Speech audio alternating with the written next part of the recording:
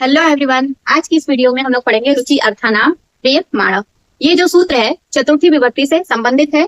इस सूत्र को समझने के लिए हम लोग इसमें पहले सूत्र का परिचय जानेंगे, फिर उदाहरण के जरिए भी समझेंगे कि कैसे उसमें जो है रुचि अर्थानाम का प्रयोग हुआ है, और फिर पहचान भी कि वाक्य को देख के हम कैसे पहचान सकते हैं कि इसमें जो है रुचि अर्थानाम प्रिय माणव सूत्र का प्रयोग हुआ है। और अंत में जानेंगे परीक्षा में किस तरह से प्रश्न बन के आता है हमसे, और आखिरी में जो है हम लोग रिविजन भी करेंगे 2 मिनट का, ताकि हमारा जो है आज की वीडियो में जितना भी पढ़ाया गया है सब कुछ अच्छे से हमारे माइंड में बैठ जाए। ठीक है, तो चलिए स्टार्ट करते हैं। अब ये सब हम बोलते हैं ना कि मुझे फुल्की पसंद है, या मुझे मोमोज पसंद है, मुझे पिज्जा पसंद है, मुझे बर्गर पसंद है, ठीक है, मुझे आम पसंद है, या मुझे केला पसंद है, मुझे अंगूर पसंद है, मिठाई पसंद है, कोई कहता है मुझे काला जामुन पसंद है, कोई कहेगा मुझे मिल्क केक पसंद है, कोई कहेगा मुझे रसमलाई पसंद है, कोई कहेगा कि मुझे क्या है, ऐसे मतलब पसंद करने वाली चीज आपके ऊपर है।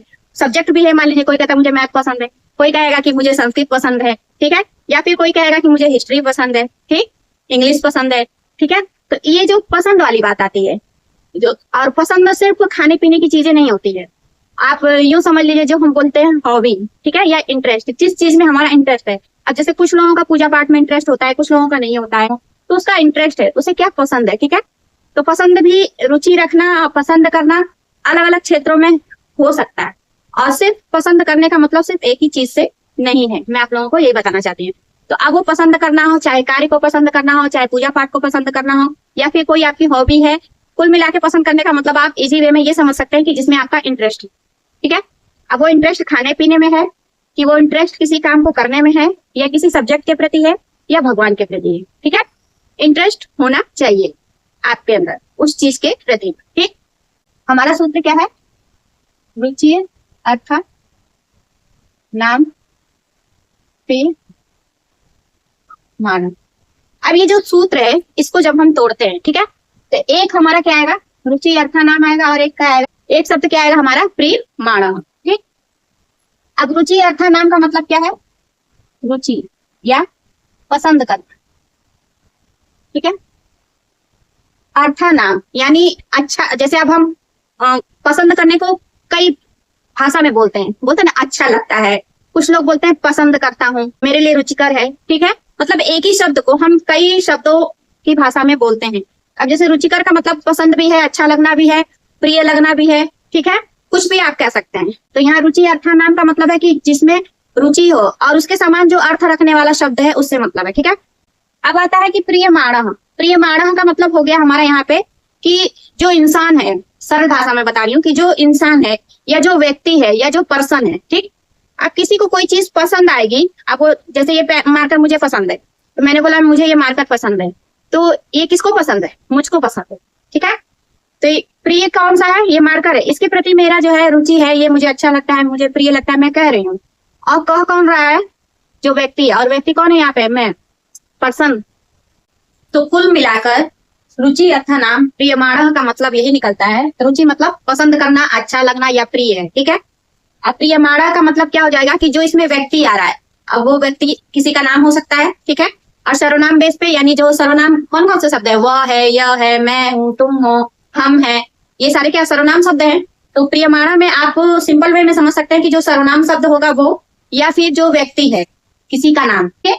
तो हम सूत्र का परिचय समझ गए, इसको तोड़ेंगे तो एक शब्द आएगा हमारा रुचि अर्थानाम, यानी रुचि शब्द को, रुचि शब्द के अर्थ को बताने वाले जितने भी शब्द हैं, ठीक, वो। और प्रिय माणव मतलब जिसे चीज अच्छी लग रही है। अब वो जो जिसे चीज अच्छी लग रही है वो संज्ञा शब्द होगा या फिर सर्वनाम शब्द होगा, ठीक है। प्रिय माणव का मतलब जिसे प्रिय लग रहा है, उससे मतलब है, उसमें हमारा क्या लगेगा, चतुर्थी विभक्ति लगेगा, ठीक है। इतनी बात समझ में आ गई आपको? तो अब उदाहरण के जरिए समझ लेते हैं। ये जो आप लोगों की बुक है संस्कृत व्याकरण की, व्याकरण भी थी, इसमें जो है आपका दिया है पेज नंबर 116, और इसमें लिखा है कि अधोलिखित शब्दों या धातुओं के योग में चतुर्थी विभक्ति होती है। अब वो शब्द कौन कौन से हैं? यहाँ पे दिया है रुच। सबसे पहला जो शब्द है क्या है? रुच। रुच मीन्स अच्छा लगना। उदाहरण क्या दिया है? बालकाय मोदकम रोचते। क्या दिया है? बालकाय मोदकम रोचते। तो वो ये जो रुच शब्द दिया है उसका यही सूत्र बनता है, रुचि अर्थानाम प्रिय माणव, ठीक है। इतनी बात समझ में आ गई? तो चलिए, तो हम लोग ये तो जान गए कि सूत्र का परिचय आप लोगों की बुक में हिंदी में दिया है, मैंने उसको सूत्र रूप में बताया। और रुचि रुचि जो शब्द है यदि ये आ गया कहीं पे तो वहां पे हमारा जो है क्या लगेगा, चतुर्थी विभक्ति लगता है। ठीक है, ये समझ में आ गई बात आप लोगों को। अब चलिए इसको उदाहरण से समझते हैं। हमारा एग्जाम्पल क्या दिया है बुक में, बालिकाएं मोदकम। हमारा एग्जाम्पल क्या है बुक में दिया है, बालिकाएं मोदकम रोचते। अब यहाँ पे देखिए रोचते शब्द आया कि नहीं आया। रोचते मीन्स क्या हो गया, अच्छा लगता है या प्रिय लगता है या रुचिकर लगता है। ये कह सकते हैं हम किसको अच्छा लगता है, तो यहाँ पे रुचि अर्थानाम, ये रुचि अर्थानाम सूत्र लगा। और प्रिय माणा कहाँ हो जाएगा, बालिकाएं। बालक क्या है, किसी का नाम है कि नहीं, जो बालक है यहाँ पे संज्ञा शब्द है कि नहीं। ठीक है, तो ये प्रियमाणा हो गया और ये क्या हो गया, रुचि अर्थानाम, यानी रुचि के अर्थ में जो प्रिय लग रहा है, अच्छा लग रहा है, वो किसको बता रहा है, इंटरेस्ट को बता रहा है या रुचि को बता रहा है। मोदकम, मोदकम क्या है, यहाँ पे वस्तु है। मोदकम गणेश जी खाते हैं मोदक, ठीक है, तो आप लोग भी खा लीजिए। ठीक, तो ये जो बालिकाएं मोदकम रोचते, बालक को मोदक प्रिय है या बालक को मोदक अच्छा लगता है। तो आपका रोचते जो शब्द है उसका कई अर्थ हो गया कि नहीं, अच्छा लगना, प्रिय लगना, रुचिकर लगना, आ गया ना। तो ये रोचते यहाँ शब्द जो है रुचि अर्थानाम को बता रहा है। और ये जो बालिकाएं है प्रियमाणा, किसको पसंद है, बालक को पसंद है। प्रियमाणा का मतलब क्या है कि जिसे पसंद है। ठीक है, अब यहाँ पे ये जो बालिकाएं है ये क्या है, प्रियमाणा है। और ये जो रोचते शब्द है ये किसको बता रहा है, रुचि अर्थानाम को बता रहा है, ये रुचि के अर्थ के अनुसार। ठीक है, और जिसे अच्छी लगती है, ये सूत्र क्या बता रहा है कि जिसे कोई चीज पसंद है, प्रिय लगती है या फिर अच्छी लगती है। इसमें चतुर्थी नहीं लगेगी, ये तो क्या है यहाँ पे क्रिया शब्द है। किसमें लगेगी, जो जिसे चीज क्या है पसंद है। अब यहाँ मोदक जो है किसे पसंद है, बालक को पसंद है। अब यहाँ जो बालिकाएं शब्द है इसमें चतुर्थी विभक्ति लगी है कि नहीं लगी है, तो कहने का मतलब है कि रुचि अर्थ में अब विभक्ति किसमें लगेगी, जिसे पसंद है या जिसे प्रिय लग रहा है। ठीक है, किसे प्रिय लग रहा है, बालक को लग रहा है। और यहाँ पे बालक क्या है, एक तरह से समझिए संज्ञा शब्द है। ठीक है, सिंपल वे में आप समझ सकते हैं कि कोई वाक्य है उसमें कोई चीज जो है रोचते से संबंधित आती है। ठीक है, रुचिकर शब्द से, अच्छा लगने से या प्रिय लगने से। लेकिन हमारी चतुर्थी विभक्ति किसमें लगेगी, जिसे प्रिय लग रही है, जो वस्तु है या जो कार्य है। अब जैसे कार्य में आप कह सकते हैं मुझे भगवान की पूजा करना पसंद है। ठीक है, तो अब ये क्या काम है, एक तरह से आप ये भी कह सकते हैं मुझे सिलाई करना पसंद है। तो जो ये सिलाई करना पसंद है, तो सिलाई कहीं ना कहीं क्या है, काम है। अब उस काम को करना पसंद है तो चतुर्थी विभक्ति हम किसमें लगाएंगे, जिसे पसंद है उसमें लगाएंगे। ठीक है, इतनी बात समझ में आ गई आपको। तो प्रियमाणा का मतलब क्या है, जिसे पसंद है उसमें क्या लगेगा, चतुर्थी विभक्ति लगेगा। ठीक है, इतनी बात समझ में आ गई। तो दो बातें ध्यान रखनी है कि पहले तो रोचते शब्द आना चाहिए या इसके समान कोई अर्थ रखने वाला शब्द होना चाहिए। ठीक है, प्रिय लगना, अच्छा लगना, इस तरह से। और हमारी चतुर्थी विभक्ति किसमें लगानी है, जिसे अच्छा लग रहा है। अब वो अच्छा क्या चीज भी हो सकता है। अब कह दे कि मुझे ये कपड़ा पसंद है, तो कपड़ा में चीज में आ गया। अब कह दे कि मुझे पूजा करना पसंद है, तो पूजा जो है क्या भगवान के प्रति कर रहे हैं हम, तो ये यहाँ पे हम क्या श्रद्धा भाव के रूप में अपना काम कर रहे हैं। अब कह दिए कि मुझे पढ़ाना पसंद है, तो ये जो मैं पढ़ा रही हूँ ये क्या कहीं ना कहीं एक वर्क है, काम के रूप में है। तो जो पसंद चीज है वो काम भी हो सकता है, वस्तु भी हो सकती है और हमारा कुछ भी हो सकता है, लेकिन वो उसमें हमारा इंटरेस्ट होना कंपलसरी है। ये बात ध्यान रखना है। हमारी चतुर्थी विभक्ति किसमें लगेगी, जिसे पसंद है। और जिसे पसंद है वो क्या है, कोई ना कोई पर्सन ही होगा या व्यक्ति होगा। ठीक है, अब वो व्यक्ति या तो किसी का नाम हो सकता है या फिर कोई सर्वनाम शब्द हो सकता है। ठीक है, उसी में चतुर्थी विभक्ति लगानी है, इतना ध्यान रखना है। रोचते शब्द में नहीं लगाना है, किसमें लगाना है, जिसे चीज पसंद है, जिसे कोई कार्य पसंद है उसमें लगाना है चतुर्थी विभक्ति। ठीक है, तो इतनी बात क्लियर हो गई आपको कि अब ये वाक्य देख दिए, बालिकाएं मोदकम रोचते। अब रोचते शब्द आ गया तो इससे समझ जाएंगे कि ये क्या है, रुचि अर्थानाम सूत्र है। अब इसमें क्या है, रुचि अर्थानाम आ गया तो अब देखेंगे कि किसे पसंद है। ठीक है, अब हमें ये तो उदाहरण हो गया ना, बहुत सारे एग्जाम्पल जो मैंने लिख के तो नहीं बताई लेकिन मौखिक बता दी हूँ ना, लिख के बताने में क्या है बहुत सारा टाइम जाएगा। तो अब इसको पहचानने का तरीका भी इसके जरिए समझ लीजिए।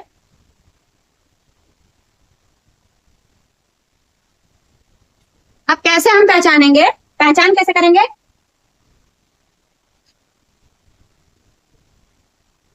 किसी वाक्य को देख के हम कैसे जानेंगे कि इसमें रुचि अर्थानाम प्रियमाणः सूत्र का प्रयोग हुआ है। सबसे पहले तो जो वाक्य होगा उसमें रोचते शब्द रहेगा, ठीक, इससे जानेंगे। अब रोचते शब्द आ गया यानी रुचि अर्थानाम आ गया। अब प्रियमाणः को ढूंढेंगे। अब प्रियमाणः कौन रहेगा?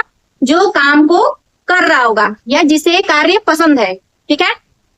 कि अब हम इसको दूसरे किस तरह की, एक तो हम जो है रोचते शब्द देख के पहचान लेंगे कि ये जो वाक्य है हमारा रुचि अर्थानाम प्रियमाणः सूत्र से संबंधित है। अब इसमें हमें चतुर्थी कहाँ लगाना है? प्रियमाणः में। अब प्रियमाणः शब्द को हम कैसे निकालेंगे कि किसे पसंद है? हम प्रश्न क्या लगाएंगे?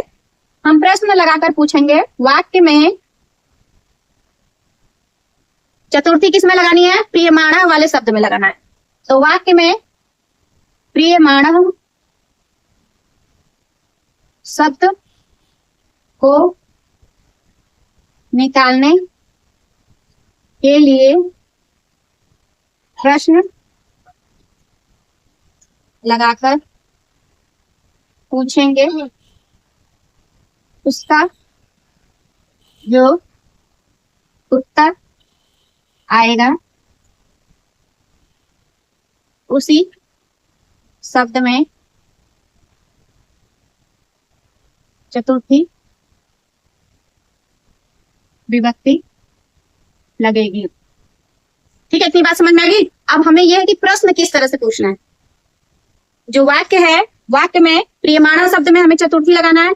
अब प्रियमाणः का मतलब क्या है? जिसे प्रिय लग रहा है, जिसे कार्य प्रिय है, या जिसे कार्य पसंद है, या जिसे चीज पसंद है, या फिर हमारा प्रियमाणः का मतलब क्या है? किसी व्यक्ति से हो गया। ठीक, इतनी बात समझ में आ गई।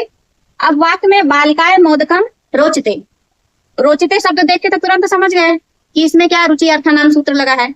अब इसमें की चतुर्थी विभक्ति हम किस शब्द में लगाएंगे? बालिकाए में, बालक में लगाएंगे कि मोदक में लगाएंगे कि रोचते में लगाएंगे? तो अब ये तो हम चीज नहीं समझ पाएंगे। तो अब इसको निकालने के लिए हम लोग क्या करेंगे कि जो वाक्य है उसमें प्रियमाणः शब्द ढूंढेंगे। और प्रियमाणः शब्द कौन सा रहेगा? वही रहेगा जिसे वस्तु अच्छी लग रही है। ठीक, अब उसको निकालने के लिए क्या करेंगे? प्रश्न लगाकर पूछेंगे और उसका जो उत्तर आएगा उसी शब्द में हम क्या लगाएंगे? चतुर्थी विभक्ति लगाएंगे। तो अब जैसे बालिकाए मोदकम रोचते, हमारा प्रश्न क्या बनेगा? मोदक किसे पसंद है? मोदक किसे पसंद है? मोदक किसे पसंद है? बालक को। अब इसका आंसर निकल के क्या आया? बालक। क्या आया? बालक। मोदक किसे पसंद है? ये प्रश्न बना। अब इसका उत्तर क्या आया? बालक। मोदक किसे पसंद है? बालक को। यानी जो बालक शब्द है इसमें हम क्या लगाएंगे? चतुर्थी विभक्ति लगाएंगे। क्यों लगाएंगे? कि यहाँ पे जो बालक है वो क्या है? प्रियमाणः शब्द है। और प्रियमाणः जो शब्द निकलेगा उसी में हम क्या लगाएंगे? चतुर्थी विभक्ति लगाएंगे। तो बालक को पसंद है, तो यहाँ पे बालक में जब चतुर्थी विभक्ति लगेगा तो हमारा शब्द क्या हो जाएगा? बालिकाए। अब यहाँ पे देखिए बालिकाए शब्द यहाँ पे है कि नहीं है? है ना। तो पहले वाक्य को देखेंगे, वाक्य में रोचते शब्द आ गया। अब ये काम तो हमारा हो गया। अब इस वाक्य में प्रश्न लगाकर वह शब्द ढूंढेंगे जिसमें हमें चतुर्थी विभक्ति लगानी है। और जो शब्द को ढूंढ के हम चतुर्थी विभक्ति लगाएंगे वही हमारा क्या है? प्रियमाणः शब्द है। और प्रियमाणः शब्द जो है हमारा वह शब्द कहलाएगा जिस व्यक्ति को वह चीज पसंद है। ठीक है, तो अब यहाँ पे हमारा मोदक किसे पसंद है? बालक को पसंद है। तो यहाँ पे जो बालक शब्द है क्या है? प्रियमाणः शब्द के अंतर्गत आएगा। ठीक, और बालक शब्द आ गया तो अब इसका चतुर्थी विभक्ति लगा के जो शब्द बनेगा वो हमारा हो गया बालिकाए। इतनी बात क्लियर हो गई? कैसे पहचानेंगे? वाक्य में किसे पसंद है प्रश्न लगाकर पूछेंगे और उसका जो उत्तर आएगा वही क्या हो जाएगा? उसी शब्द में हमारा लगेगा चतुर्थी विभक्ति। तो अब इसका मेन क्या हो जाएगा? किसे पसंद है, इसका जो उत्तर आया उसमें हम क्या लगाएंगे? चतुर्थी विभक्ति। इतनी बात क्लियर हो गई? ये आप जो है नोट के रूप में लिख लीजिए। किसे पसंद है, जो उत्तर आएगा वही क्या हो जाएगा हमारा? उसी शब्द में क्या लगेगा? हमारा चतुर्थी विभक्ति लगेगा। तो अब हम लोग जो है सूत्र का परिचय, उदाहरण और पहचान समझ गए। अब चलिए जानते हैं कि परीक्षा में किस तरह से प्रश्न इससे बनता है। ठीक, इतनी बात समझ में आ गई आपको कि वाक्य देखेंगे, रोचते शब्द आ गया तो यानी रुचि अर्थानाम प्रियमाणा सूत्र लगा है। अब प्रियमाणा शब्द को कैसे निकालेंगे, क्योंकि प्रियमाणे है शब्द में ही हमें चतुर्थी विभक्ति लगानी है। तो प्रियमाणा शब्द को निकालने के लिए किसे पसंद है ऐसा प्रश्न बनाकर बोलेंगे या लिखेंगे तो उसका जो उत्तर आएगा वही प्रियमाणा शब्द है, और उसी प्रियमाणा शब्द में हम क्या लगाएंगे, चतुर्थी विभक्ति लगाएंगे। और प्रियमाणा जो शब्द है वो किसी का नाम हो सकता है, आप सरल भाषा में कह सकते हैं पर्सन, ठीक है, या व्यक्ति। अब बालक क्या व्यक्ति है ना, यहाँ पे पर्सन है कि नहीं है, या उससे भी सरल भाषा में आपको समझना है तो मैं, हम, तुम, वह, ये सब क्या है, सर्वनाम शब्द है, यानी संज्ञा शब्द रहेगा या फिर सर्वनाम शब्द रहेगा। ठीक, उसमें किसी का नाम या सर्वनाम शब्द रहेगा। ठीक, तो उसमें हम क्या लगा देंगे, चतुर्थी विभक्ति लगा देंगे। अब जैसे मैंने कहा कि मुझे संस्कृत पसंद है, तो मुझे क्या, अब मुझे हिंदी में मुझे बोलते हैं और ये सर्वनाम शब्द है मुझे, अब इसी को संस्कृत में बोलेंगे तो क्या बोलेंगे, मह्यम। ठीक है, ऐसे बोलेंगे ना। ये हमारा जो शब्द है अस्मद शब्द, ठीक है, और अस्मद शब्द मैं के लिए प्रयोग होता है, आम, आवाम, वयम। ठीक, तो ये जो मह्यम है इसका जब रूप बनेगा तो चतुर्थी विभक्ति में मैं शब्द का चतुर्थी विभक्ति में मह्यम शब्द बनेगा। ठीक है, इतनी बात क्लियर हो गई आप लोगों को। ठीक है, अब हमारा जो है बेसिक जो प्रश्न बनता है इस टॉपिक से, रुचि अर्थानाम प्रियमाणा जो सूत्र है चतुर्थी विभक्ति से संबंधित सूत्र है, अब इससे किस तरह से प्रश्न बन सकता है। ठीक है, पहला जो हमारा प्रश्न है किस तरह से बन सकता है, रिक्त स्थान बेस पे। किस पे, रिक्त स्थान। भरिए। अब यहाँ पे हमारा प्रश्न किस तरह से बन सकता है, रिक्त स्थान बेस पे, अनुवाद बेस पे। अनुवाद करिए। ठीक है, एक वाक्य हिंदी में दे देगा कि जैसे बालक को मोदक पसंद है, अब इसका बोल देगा कि संस्कृत बनाइए। ठीक, या फिर आपका बहुविकल्पी रूप में,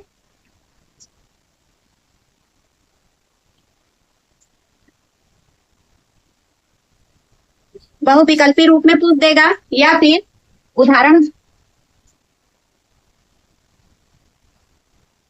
रेखांकित, रेखांकित प्रश्न के आधार पे। अभी मैं आप लोगों को बताऊंगी, एक एक बताऊंगी, घबराइए मत। रेखांकित प्रश्न के आधार पे पूछ सकता है, बहुविकल्पी के रूप में पूछ सकता है, हमारा अनुवाद के रूप में पूछ सकता है, रिक्त स्थान के रूप में पूछ सकता है, और वन लाइनर जिसे हम क्या बोलते हैं, अति लघु उत्तरीय।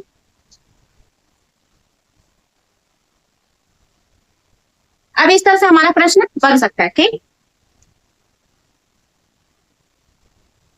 पहला कैसे, रिक्त स्थान बेस पे, दूसरा अनुवाद बेस पे, तीसरा बहुविकल्पी पे, चौथा जो रेखांकित रूप में, और पांचवा क्या, अति लघु स्तरीय प्रश्न के रूप में पूछ सकता है। अब प्रश्न किस तरह से बनता है ये भी देख लीजिए। अब जैसे हम अभी पढ़ रहे क्या है, बालिकाएं मोदकम रोचते। मैं इसी एग्जाम्पल से इसलिए समझा रही हूँ, अभी आप लोगों के दिमाग में ये एग्जाम्पल क्या बैठ गया है। ठीक है, अब दूसरा ले आएंगे तो उसमें कंफ्यूजन हो जाएगा, इसीलिए इसी एग्जाम्पल से बता रही हूँ। ठीक है, बालिकाएं मोदकम रोचते। अब यहाँ पे अंडरलाइन करके दे सकता है। ठीक, अब ये जो अंडरलाइन करके दिया है ये किस बेस पे है, रेखांकित बेस पे है। किस पे है, ये नीचे जो हम ये अंडरलाइन करते हैं इसको क्या बोलते हैं, रेखांकित बोलते हैं। क्या बोलते हैं, रेखांकित। अब इससे कैसे प्रश्न बन सकता है रेखांकित वाला, कि बालिकाएं मोदकम रोचते। अब प्रश्न पूछ देगा कि जो रेखांकित शब्द है यानी जिसके नीचे अंडरलाइन किया हुआ है उसमें कौन सी विभक्ति लगी है। ठीक है, ये रेखांकित बेस पे पूछ सकता है। अब दूसरा क्या है, अनुवाद करिए, अति लघु उत्तरीय प्रश्न। अब इस बेस पे कैसे पूछेगा कि बालिकाएं मोदकम रोचते, इस वाक्य में कौन सी विभक्ति प्रयोग हुई है, या फिर हमारा इस वाक्य में कौन सा सूत्र, चतुर्थी विभक्ति का कौन सा सूत्र प्रयोग हुआ है। ठीक, इस तरह से प्रश्न बन सकता है अति लघु उत्तरीय बेस पे कि बालिकाएं मोदकम रोचते, ये जो वाक्य है इसमें चतुर्थी विभक्ति का कौन सा सूत्र लगा है। ठीक, दो तरह से बन सकता है कि कौन सा विभक्ति है, इस तरह से भी पूछ सकता है, रेखांकित हटा देगा, बस ऐसे सिंपल दे देगा, यानी उदाहरण बेस पे। ये उदाहरण दे दिया और पूछ दिया कि यह जो सूत्र है इसमें, यह जो वाक्य है इसमें कौन सा सूत्र लगा है या कौन सी विभक्ति लगी है। ठीक, तो ये भी आपका समझ में आ गया अति लघु उत्तरीय और रेखांकित। अब रिक्त स्थान बेस पे कैसे पूछेगा, ये बालकाय शब्द हटा देगा। अब यहाँ पे हमारा क्या लगा देगा, डैश मोदकम रोचते, और यहाँ ब्रैकेट में आपको दे देगा बालक, यानी ये जो बालक शब्द है भरना है। अब यहाँ पे रोचते शब्द आ गया, इससे आप समझ जाएंगे कि ये चतुर्थी विभक्ति का सूत्र है, रुचि अर्थानाम वाला। अब रुचि अर्थानाम वाला है तो यानी चतुर्थी विभक्ति लगाना है, तो बालक शब्द का चतुर्थी विभक्ति लगाएंगे तो क्या हो जाएगा, बालकाय। ये रिक्त स्थान बेस पे हो गया। अब अनुवाद बेस पे क्या हो जाएगा, हिंदी दे देगा, बालक को मोदक पसंद है। ठीक है, अब बोल देगा कि इस वाक्य का संस्कृत में अनुवाद करिए। ठीक है, बालक को मोदक पसंद है तो बालिकाएं मोदकम रोचते। ठीक, ये हो जाएगा, इस तरह से प्रश्न बन जाएगा। आ गई बात समझ में आपको। अब चलिए हम लोग जो है फटाफट पूरे टॉपिक का रिवीजन कर लेते हैं, एक सरसरी निगाह डाल लेते हैं। जो लोग बीच में देखे हैं या फिर नोट्स बनाना चाहते हैं वो लोग बना लें। ठीक है,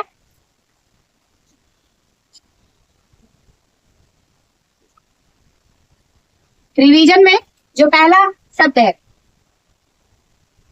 सूत्र, रुचि अर्थानाम प्रियमाणा। ठीक है, अब यहाँ पे ये जो रुचि अर्थानाम है शब्द, ये क्या हो गया, पसंद, पसंद है, रुचिकर है। ठीक है, या फिर अच्छा लगता है।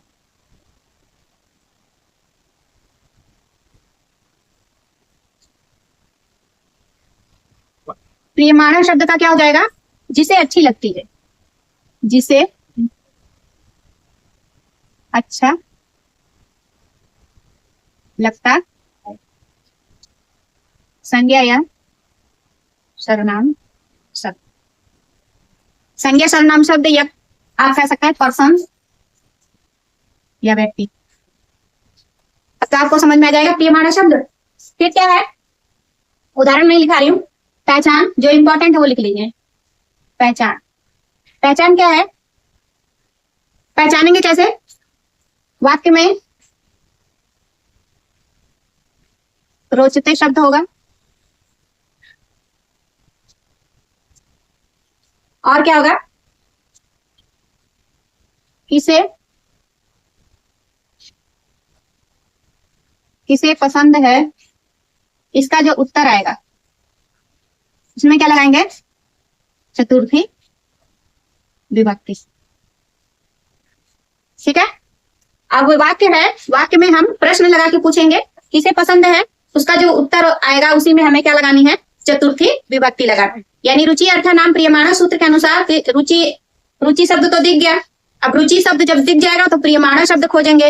अब प्रियमाणा शब्द खोजने के लिए हमें क्या प्रश्न बनाना है कि किसे पसंद है, तो उसका जो उत्तर आएगा उसी में हमें क्या लगाना है, चतुर्थी विभक्ति लगानी है। अब प्रियमाणा शब्द जो है सरल वे में कोई पर्सन होगा या तो कोई संज्ञा शब्द होगा या फिर सर्वनाम शब्द होगा, यही होगा, उसी में हमें चतुर्थी विभक्ति लगानी है। ठीक, आ क्या है परीक्षा में प्रश्न, प्रश्न किस तरह बन रहा है,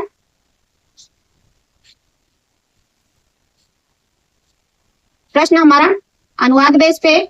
ठीक है, रिक्त स्थान, बहुविकल्पी, अनुवाद में क्या हिंदी में दे देगा और बोलेगा संस्कृत में अनुवाद करिए। रिक्त स्थान में क्या है, ऐसे डैश करके छोड़ देगा और बोल देगा कि इसमें भरना है। बहुविकल्पी में क्या प्रश्न रहेगा, 4 ऑप्शन रहेगा, 4 ऑप्शन में जो सही होगा वो आंसर होगा। ठीक, अति लघु उत्तरी भी बेस पे भी पूछ सकता है, अति लघु उत्तरी जिसे हम वन लाइनर भी बोलते हैं। ठीक है, अति लघु उत्तरी में कैसे प्रश्न बनेगा कि वाक्य दे देगा बालकाय मोदकम रोचते। अब इस वाक्य में बालकाय शब्द में चतुर्थी किस सूत्र से लगी है, या फिर ये पूछ देगा कि बालकाय शब्द में कौन सी विभक्ति लगी हुई है। ठीक, अंडरलाइन वाला भी हो गया, रेखांकित इस आधार पे भी पूछ सकता है। आप लोग जो है ऐसे यदि शॉर्ट नोट बनाते हुए चलते हैं तो आप ही लोगों के लिए सहूलियत होगा। इससे क्या होगा कि जब हमारा एग्जाम पास होगा या हमें चीजें जब, और आप लोग ये भी ध्यान रखा करिए कि रिवीजन किया करिए जरूर। अब मान लीजिए रिवीजन नहीं करेंगे तो सब भूल जाएंगे, इतना मैं पहले बता दे रही हूँ। कोई भी कितना भी सरल टॉपिक बता देगा, लेकिन उसका जब हम रिवीजन नहीं करेंगे तब वो हमारे माइंड से निकल जाएगा। कम से आपको यदि परमानेंटली उस चीज को बैठाना है अपने माइंड में, तो 21 दिन लगातार उस चीज को बीच बीच में रिवीजन करते रहिए। यदि लगातार 21 दिन कर ले रहे तब तो अच्छी है, तब तो परमानेंट बैठ जाएगा माइंड में। माइंड में परमानेंट बैठाना है तो रिवीजन बीच बीच में करते रहिए। नहीं समय है तो उसको मतलब एकाग्र चित्त हो कि जो समझा जाता है उस बेस पे जरूर समझ लीजिए।